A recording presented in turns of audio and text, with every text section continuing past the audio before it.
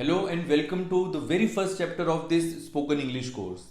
जैसा कि हमने पीछे इंट्रोडक्शन में देखा कि हम सबसे पहले इस कोर्स में टेंसेस से शुरू करेंगे। सो अभी हम करने जा रहे हैं स्टार्ट टेंसेस। टेंस इसका मतलब होता है काल और काल का मतलब होता है समय, यानी कि टेंस का मतलब हुआ समय और समय हमेशा तीन प्रकार का होता है। एक प्रेजेंट यानी वर्तमान, एक पास्ट जो बीत गया यानी भूतकाल और एक फ्यूचर यानी भविष्य काल जो अभी आएगा। So that is present, past and future.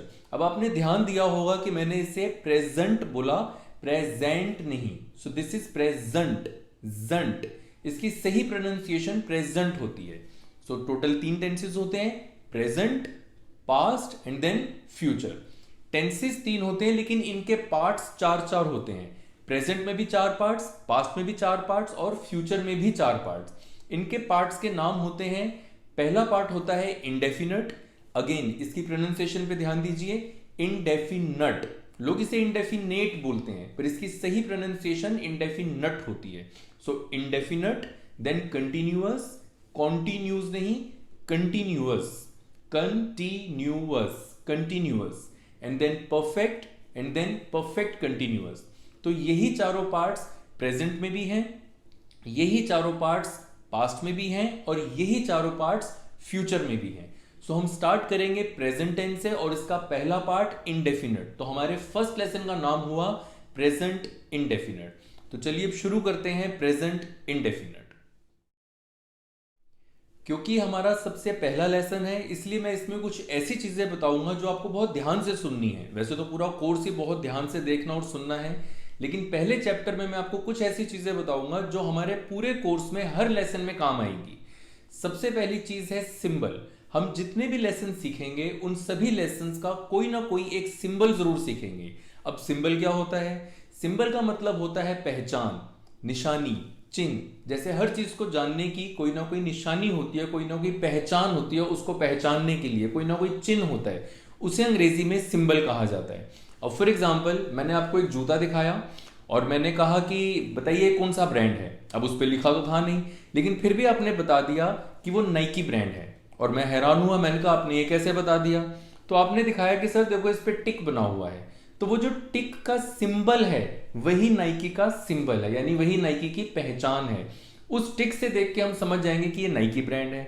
इसी तरह से हम जितने भी यहाँ पे चैप्टर्स करेंगे इस कोर्स में, हर चैप्टर का कोई ना कोई सिंबल होगा, कोई ना कोई निशानी होगी, कोई ना कोई उसका चिन्ह होगा, जिससे हम पहचानेंगे कि ये सेंटेंस कौन से लेसन का है और फिर उस लेसन में हमने क्या रूल सीखे थे, किस तरह से अंग्रेजी बनाना सीखा था उस पर्टिकुलर सेंटेंस को। उस तरह से हम लोग अपनी ट्रांसलेशन ठीक तरह से कर पाएंगे। तो सिंबल का मतलब होता है पहचान। अभी हम कर रहे हैं प्रेजेंट इंडेफिनिट और प्रेजेंट इंडेफिनिट का सिंबल होता है त और ह। हिंदी के अक्षर त और ह आना चाहिए। मात्राएं कुछ भी आ सकती है, आ, ए, ई, ओ, कभी कुछ कोई भी मात्रा आ सकती है, लेकिन लास्ट में अक्षर होना चाहिए त और ह। ह रिप्रेजेंट करता है प्रेजेंट को, इसलिए जो भी प्रेजेंट टेंस का सेंटेंस होगा उसके लास्ट में ह शब्द जरूर आएगा। और पास्ट में था और फ्यूचर में गा, वो हम आगे चल के सीखेंगे। सो प्रेजेंट इंडेफिनिट का सिंबल है त और ह। अब ये त और ह आना कहां चाहिए? ये त और ह सेंटेंस के लास्ट में आना चाहिए, यानी जिस वाक्य के अंत में, जिस सेंटेंस के लास्ट में त और ह आ जाता है, that sentence belongs to present indefinite. वो सेंटेंस प्रेजेंट इंडेफिनिट का होता है। अब हम दिन भर में ऐसे बहुत सारे सेंटेंस बोलते हैं। जैसे किसी ने हमें कुछ बताया और हमें वो बात पहले से ही पता है, तो हम कहते हैं मैं जानता हूं। तो मैं जानता हूं, ता और हा। मैं अंग्रेजी पढ़ाता हूं, मैं आपको रोज एक लेसन सिखाता हूं, आपको समझ में आता है, वह आता है, हम जाते हैं, बारिश होती है, ऊपर पंखा चलता है, नीचे बेबी सोती है। तो सारे सेंटेंसेस के लास्ट में ता और हा आया। तो जिस सेंटेंस के लास्ट में त और ह आए that is called present indefinite. Again बोल रहा हूं कि इसमें मात्राएं कुछ भी आ सकती हैं, लेकिन अक्षर लास्ट में, सेंटेंस के लास्ट में त और ह ही होना चाहिए। अब जब इस तरह के सेंटेंसेस हमारे सामने आए, यानी ता और ह वाले मतलब प्रेजेंट इंडेफिनिट वाले, तो इसकी इंग्लिश कैसे बनानी है? अब इसके लिए हमें समझना होगा इसका रूल। प्रेजेंट इंडेफिनिट में टोटल 3 रूल्स होते हैं। अभी हम कर रहे हैं फर्स्ट रूल। तो इसका फर्स्ट रूल है first form of the verb, यानी वर्ब की फर्स्ट फॉर्म, पहली फॉर्म। अब फॉर्म क्या होती है? फॉर्म का मतलब होता है रूप। जैसे हम बोलते हैं बच्चे भगवान का रूप होते हैं, तो बच्चे भगवान की फॉर्म होते हैं। तो फॉर्म मतलब रूप। और फर्स्ट फॉर्म यानी हर वर्ब की 3 फॉर्म्स होती हैं। फर्स्ट फॉर्म पहला रूप, सेकंड फॉर्म दूसरा रूप, एंड देन थर्ड फॉर्म तीसरा रूप। जनरली हम 3 फॉर्म्स लेकर ही चलते हैं, वैसे हर वर्ब की 5 फॉर्म्स होती हैं। एक आईएनजी फॉर्म होती है और एक एसओरियस फॉर्म भी होती है। तो हम जनरली जब वर्ब की बात करते हैं तो हम 3 फॉर्म्स की बात करते हैं। तो first form, second form and third form, यानी पहला रूप, दूसरा रूप और तीसरा रूप। अब वर्ब क्या होती है? वर्ब का मतलब होता है एक्शन, यानी वाक्य के अंदर, सेंटेंस के अंदर काम का होना या करना पाया जाना। वर्ब कहलाता है, एक एक्शन कहलाता है, और उसे हिंदी में क्रिया कहा जाता है। क्रिया यानी कुछ कर्म, कोई एक्शन, कुछ होना। अब जैसे मैंने कहा हाथ, अब हाथ तो एक चीज हो गया, ये कोई एक्शन नहीं हुआ। लेकिन अब मैंने कहा थप्पड़ मारना, तो ये कुछ काम हो रहा है, ये कोई एक्शन हो रहा है। तो थप्पड़ मारना, जहां पे कुछ मूवमेंट हो, जहां पे कुछ हिले, जैसे थप्पड़ मारने में अब हाथ हिलेगा, देखने में आंख हिलेगी तो देखना, आने में पैर हिलेंगे चल के आएंगे, जाने में पैर हिलेंगे चल के जाएंगे। तो आना, जाना, खाना, पीना, सोना, जागना, उठना, बैठना, खेलना, कूदना, कुछ भी करना, दैट इज कॉल्ड वर्ब। वो क्या होती है? वो वर्ब होती है। वाक्य के अंदर काम का होना या करना पाया जाना वर्ब कहलाता है, क्रिया कहलाता है। और हर क्रिया की 3 फॉर्म्स यानी कि 3 रूप होते हैं। अब इतने सारे लेसन्स हैं, हमने कहां पर कौन सी फॉर्म लगानी है ताकि वैसी ही एग्जैक्ट मीनिंग इंग्लिश में आए जैसा हम हिंदी में बोलना चाहते हैं, कोई मिसकम्युनिकेशन ना हो। तो इसके लिए हमें रूल्स याद रखने पड़ेंगे। तो जब सेंटेंस के लास्ट में ता और हा आता है, दैट इज प्रेजेंट इंडेफिनिट, और उसके अंदर हमने वर्ब की फर्स्ट फॉर्म लगानी है। कौन सी फॉर्म? First form. तो हिंदी में जो मीनिंग ता और हा वाला है, इंग्लिश में फर्स्ट फॉर्म लगा के वही सेम मीनिंग निकलेगा। अब कुछ एग्जाम्पल सेंटेंसेस लेते हैं। जैसे मैं जाता हूं, बहुत सिंपल सेंटेंस है, मैं जाता हूं। जाने की इंग्लिश होती है टू गो। जब भी वर्ब को अलग से लिखा जाता है तो टू लगाया जाता है, जैसे to go, to come, to sit, to stand, to learn, to teach. अब टू क्यों लगाते हैं, इसको समझने के लिए हम हिंदी समझते हैं। जब हम वर्ब को हिंदी में अलग से लिखते हैं, अलग से का मतलब है कि हम उसको सेंटेंस में यूज नहीं कर रहे हैं, हम एक सेपरेटली उसको लिख रहे हैं। तो हिंदी में ना और आ की मात्रा आती है, ना और आ की मात्रा। जैसे आना, जाना, खाना, पीना, सोना, जागना। तो नाना नाना आ रहा है, इसको जनरलाइज कर दिया, अभी किसी टेंस में इसको बंधित नहीं किया। इसी तरह से अंग्रेजी में भी टू टू लगा के वही ना वाली सेंस आ जाती है। तो अंग्रेजी में to go, to come, to sit, to stand. तो इस तरह से जैसे हिंदी में जाना आना आता है, उसी सेंस में इंग्लिश में टू टू लगा के आता है। तो जाने की इंग्लिश होती है टू गो। अब गो की फर्स्ट फॉर्म क्या होती है? गो। फर्स्ट फॉर्म वो खुद ही फर्स्ट फॉर्म होती है, जो वर्ब है उसकी मेन एंट्री ही उसकी फर्स्ट फॉर्म है। तो मैं जाता हूं, तावरहा, आई गो, तावरहा आया, इसलिए फर्स्ट फॉर्म लगाई। अब हमने एक सेंटेंस सीखा, मैं जाता हूं, आई गो। लेकिन इस तरह के हजारों, करोड़ों, खरबों सेंटेंसेस आप खुद बना सकते हैं। जहां पे भी तावरहा आ रहा है, फर्स्ट फॉर्म लगा दीजिए, उसकी इंग्लिश बन गई। ये बेनिफिट होता है ग्रामर सीखने का, ना कि ग्रामर के कुछ और सेंटेंसेस जो लोग रट लेते हैं। रटने का कोई बेनिफिट नहीं होता, ये बेनिफिट है ग्रामर को टेक्निकली प्रॉपरली समझकर सीखने का, और उससे होता है क्लियर कम्युनिकेशन। अब चलिए कुछ और एग्जांपल्स लेते हैं। मैं जाता हूं, आई गो। हम जाते हैं, वी गो। तुम जाते हो, यू गो। वे जाते हैं, दे गो। मेरे दोस्त जाते हैं, माई फ्रेंड्स गो। अब वर्ब चेंज करते हैं। मैं खाता हूं, आई ईट। तुम खाते हो, यू ईट। हम खाते हैं, वी ईट। वे खाते हैं, दे ईट। मैं समझता हूं, आई अंडरस्टैंड। तुम समझते हो, यू अंडरस्टैंड। हम समझते हैं, वी अंडरस्टैंड। अब जैसे कोई अपनी बात बता रहा है और वो बड़ा सॉरी फील कर रहा है कि सॉरी यार, मैं उस दिन लेट हो गया, मैं आ नहीं सका। तुम कह रहे यार कोई बात नहीं, इट्स ओके, हम समझते हैं, प्रॉब्लम हो जाती है। तो हम समझते हैं, वी अंडरस्टैंड, फर्स्ट फॉर्म। अब आप फिल्मों में देखते हो, आई लव यू। अब आई लव यू, ये लव वर्ब की फर्स्ट फॉर्म है, जिसका मतलब है कि मैं तुमसे प्यार करता हूं, तावरहा। इसी तरह से कई बार हम ये भी सुनते हैं, I hate you. I hate you का मतलब मैं तुमसे नफरत करता हूं, तावड़ा। अब यहां पे मैंने जितने भी एग्जांपल्स लिए उसमें सब में आई, वी, यू या दे था, कहीं पर ही या शी नहीं था, क्योंकि उसके लिए हमें जरूरत है प्रेजेंट इंडेफिनिट के सेकंड रूल की, जो हम करने जा रहे हैं। प्रेजेंट इंडेफिनिट का सेकंड रूल है first form of the verb plus S और ES with third person singular. अब इसको समझते हैं। First form of the verb, हमने वर्ब की फर्स्ट फॉर्म लगानी है, जैसे गो, कम, टीच, ईट, राइट। इसके साथ प्लस, प्लस का मतलब होता है जोड़ देना, जमा कर देना, उसमें कुछ ऐड कर देना। तो हमने साथ में ऐड करना है एस या ईएस। गो है तो उसको गोज बना देंगे, कम है तो उसको कम्स कर देंगे, टीच को टीचिस कर देंगे, ईट को ईट्स कर देंगे। तो इस तरह से हमने वर्ब की फर्स्ट फॉर्म के साथ एस या ईएस लगाना है। और ये लगाना कब है? With third person singular. जब सेंटेंस के अंदर, वाक्य के अंदर थर्ड पर्सन सिंगुलर आए, सिर्फ तभी लगाना है, नहीं तो नहीं, नहीं तो फर्स्ट फॉर्म। अब थर्ड पर्सन सिंगुलर क्या होता है? टोटल 3 तरह के पर्सन होते हैं। फर्स्ट पर्सन मैं या हम, सेकंड पर्सन तुम, हमारे सामने वाला, और थर्ड पर्सन जिसके बारे में बात हो रही है, ना मैं ना तुम, कोई और, कोई तीसरा व्यक्ति। अब फर्स्ट पर्सन हुआ बोलने वाला, सेकंड पर्सन हुआ सुनने वाला, थर्ड पर्सन हुआ जिसके बारे में बात हो रही है, ना मैं ना तुम, कोई और अगर वो एक है तो वो सिंगुलर हुआ, और अगर वो एक से ज्यादा है तो वो प्लूरल हुआ। जैसे मैंने एक एग्जाम्पल लिया था अभी, मेरे दोस्त जाते हैं, तो मेरे दोस्त बड़े सारे हैं, इसलिए माई फ्रेंड्स गो। अब फ्रेंड्स कौन है? वो प्लूरल हो गया, हम उसकी बात नहीं कर रहे, हम बात कर रहे हैं थर्ड पर्सन सिंगुलर की, ही, शी, इट। अब शाहरुख खान बहुत अच्छी एक्टिंग करते हैं। अब शाहरुख खान कौन है?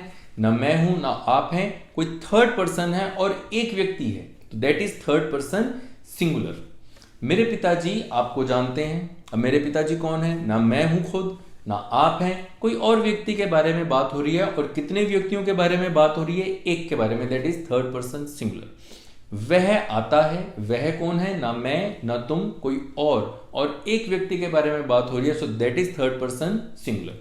तो जब हम थर्ड पर्सन सिंगुलर की बात करते हैं, यानी तीसरा व्यक्ति और वो भी ए, in that case we use S और ES with third person singular, in that case only. और किसके साथ? वर्ब की फर्स्ट फॉर्म के साथ। फॉर एग्जाम्पल, मैं जाता हूं, आई गो, एस और ईएस नहीं लगेगा क्योंकि मैं तो मैं ही हूं, कोई थर्ड पर्सन तो है नहीं। नेक्स्ट एग्जाम्पल, तुम जाते हो, यू गो, क्योंकि तुम भी तुम हो, कोई और नहीं है। हम जाते हैं, वी गो। अब यहां पे हम हैं, हमारे ही बारे में बात हो रही है, किसी और के नहीं। अब नेक्स्ट सेंटेंस लेते हैं कि वह जाता है। अब वह कौन है? ना मैं ना आप, कोई और व्यक्ति, और कितने हैं? एक, so that is third person singular. वह जाता है, ही, अब फर्स्ट फॉर्म लगाएं गो और उसके साथ एस और एस, तो गो को क्या कर देंगे? गोज कर देंगे, तो ही गोज। वह जाता है, ही गोज। यही ग्रामर पॉइंट्स है जो हमने सीखने होते हैं। अब एक व्यक्ति अंग्रेजी बोलता है, लोग कहते हैं यार बहुत अच्छी बोलता है। दूसरा व्यक्ति भी अंग्रेजी बोलता है, लोग कहते हैं इसको तो इंग्लिश नहीं आती। तो इन दोनों में फर्क क्या है? दोनों इंग्लिश ही तो बोल रहे हैं। यही फर्क है कि एक को नॉलेज है कि कहां पर गोज लगाना है, कहां पे गो लगेगा, और इसी तरह के और भी जो ग्रामर टर्म्स हैं, उसी के बेस पे देखा जाता है कि किसकी इंग्लिश कितनी ज्यादा अच्छी है, कितनी ज्यादा फाइन है, और उसी हिसाब से हमारी इमेज बनती है, हमारा इंप्रेशन बनता है। तो सही ग्रामर के लिए ये पॉइंट्स ध्यान में रखने बहुत ज्यादा जरूरी है। तो वह जाता है, ही गोज। अब जब हमारे सामने एक वेडिंग कार्ड आता है, या फिर जब हम किसी वेडिंग पे जाते हो, तो वहां पे लिखा होता है राम वेड्स सीता। ये राम और सीता एक एग्जाम्पल ले लिया। मीनिंग ये है कि एक लड़का का नाम है और एक लड़की का नाम है। सो राम वेड्स सीता। अब यहाँ पे वेड्स, ये वर्ब की फर्स्ट फॉर्म है। वेड का मतलब होता है शादी करना। राम क्योंकि थर्ड पर्सन सिंगुलर है, इसलिए वर्ब की फर्स्ट फॉर्म के साथ एस और एस लगाया गया है। सो राम वेड्स सीता। अब इसका हिंदी ट्रांसलेशन ये नहीं है कि राम सीता से शादी करता है, यहाँ पे तावरा वाली सेंस नहीं है। प्रेजेंट इंडेफिनिट का प्रयोग हेडलाइंस के लिए भी किया जाता है, तो यहाँ पे एज अ हेडलाइन यूज किया जा रहा है, इसलिए प्रेजेंट इंडेफिनिट लगाते हैं। वह खाता है, ही ईट्स। वह पीता है, ही ड्रिंक्स। वह आती है, लड़की है तो शी कम्स। वह समझती है, शी अंडरस्टैंड्स। इसी तरह से जब आप कोई मूवी देखते हैं, मूवी के अंदर आता है स्मोकिंग किल्स, एस और एस लगा होता है। टोबैको कॉजेज कैंसर, तो टोबैको एक चीज है, एक तरह का पदार्थ है, इसलिए कॉज के साथ एस और एस, कॉजेज। कॉज का मतलब होता है कारण बनना, तो टोबैको कॉजेज कैंसर। तो अभी हमने जो लेसन सीखा प्रेजेंट इंडेफिनिट, अभी इसका नेगेटिव और इंटेरोगेटिव पार्ट भी अभी आगे चल के हम सीखेंगे। अभी तक हमने सिंपल सेंटेंसेस सीखे। टोटल 3 तरह के सेंटेंस होते हैं, सिंपल, नेगेटिव एंड इंटेरोगेटिव। तो अभी हमने सिंपल सेंटेंसेस सीखे। एक बारी फिर रिवाइज करते हैं। मैं पढ़ाता हूं, आई टीच। तुम पढ़ाते हो, यू टीच। हम पढ़ाते हैं, वी टीच। वह पढ़ाता है, ही टीचीज।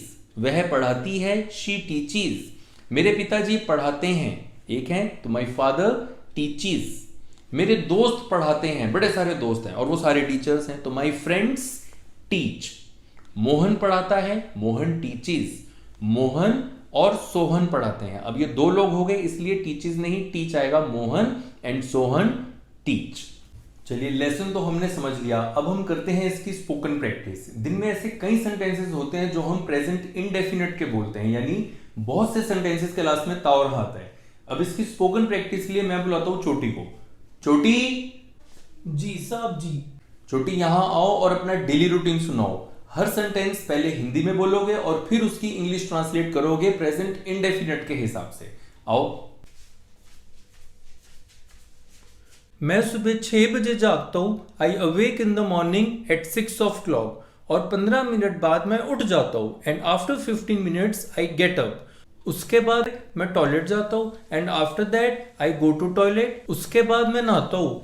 After that I take a bath. और फिर मैं तैयार हो जाता हूँ। And then I ready. रुको, तैयार होना और तैयार करना, इसमें फर्क है। तैयार करने के लिए हम रेडी एक वर्ब की तरह इस्तेमाल करते हैं, रेडी, रेडीड, रेडीड। और तैयार होने के लिए रेडी नहीं, गेट रेडी का प्रयोग किया जाता है। फॉर एग्जाम्पल, मैं तैयार होता हूं, आई गेट रेडी, और मैं अपना बैग तैयार करता हूं, आई रेडी माई बैग। अब चोटी आगे बताओ। और उसके बाद मैं तैयार हो जाता हूँ। And after that I get ready. और फिर मैं ब्रेकफास्ट बनाता हूँ। I make breakfast. फिर मैं सबको ब्रेकफास्ट देता हूँ। And then I serve breakfast to everybody. और फिर मैं खुद भी ब्रेकफास्ट खाता हूँ। और फिर मैं ब्रेकफास्ट बनाता हूँ। I make breakfast. फिर मैं सबको ब्रेकफास्ट देता हूँ। And then I serve breakfast to everybody. और फिर मैं खुद भी ब्रेकफास्ट खाता हूँ। And then I also eat breakfast. रुको, गुड। अब बाकी का रूटीन चोटी हिंदी में बोलेगा और आप लोगों ने उसकी अंग्रेजी बनानी है, ये आपका होम टास्क है। इन सेंटेंसेस के राइट करेक्ट आंसर क्या होंगे वो आपको नेक्स्ट वीडियो की स्टार्टिंग में मिलेगा। बोलो चोटी। उसके बाद मैं झाड़ू लगाता हूँ। और फिर मैं पोछा लगाता हूँ। और फिर मैं कपड़े धोता हूँ। उसके बाद मैं लंच बनाता हूँ। और फिर मैं खुद भी लंच खाता हूँ। और फिर मैं रेस्ट करता हूँ। और उसके बाद शाम को मैं चाय बनाता हूँ, सबको चाय देता हूँ। फिर मैं खुद भी चाय पीता हूँ। उसके बाद मैं डिनर बनाता हूँ, सबको डिनर देता हूँ। और मैं खुद भी डिनर खाता हूँ। और उसके बाद मैं टीवी देखता हूँ। और फिर मैं सोने के लिए चला जाता हूँ। Thank you. इस चैप्टर के लिए इतना काफी है। मिलते हैं नेक्स्ट चैप्टर में। तब तक के लिए take very good care of yourself.